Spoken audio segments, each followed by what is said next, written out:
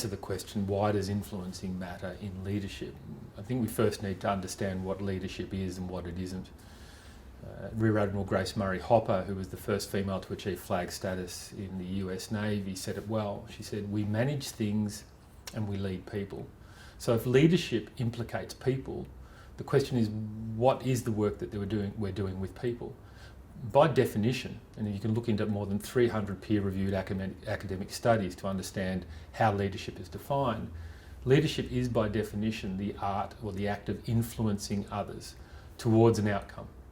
So it's the act of influencing others towards an outcome. So the work of leadership is about influencing, engaging, mobilising people.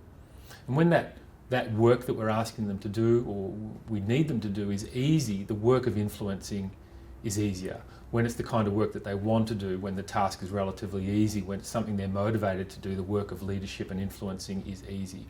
But when it's hard work, when it's difficult work, when it may be something that the person is not normally predisposed to want to do, then the work of influence becomes incredibly important.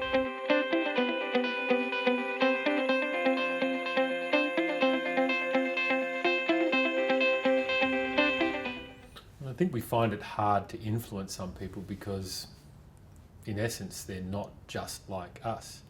So we're very familiar with what motivates us. Often when we come to conversations, when we're attempting to influence or lead other people, we've already decided that we're engaged, we're committed, we're motivated to make something happen. But what we often fail to do, or what leaders often fail to do, is think about the other person in terms of what motivates them. What pulls them forward and what holds them back?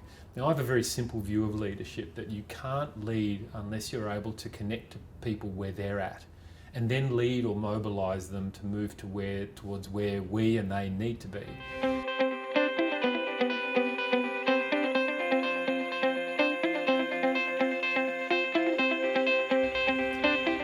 There is a lot more going on, and it's in the work of leadership and the act of influencing.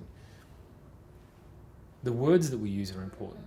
The conversation, the meaning that we're making of things from each other is incredibly important.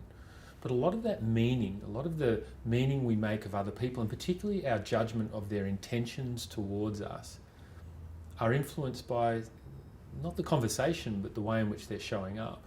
Research is absolutely clear on this.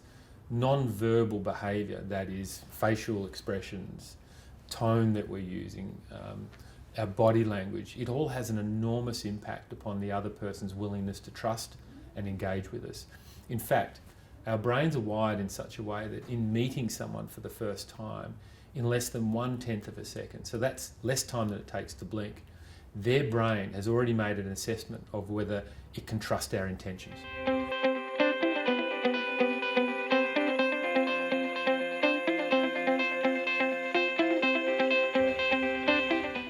In a good conversation, influence may be flowing one way.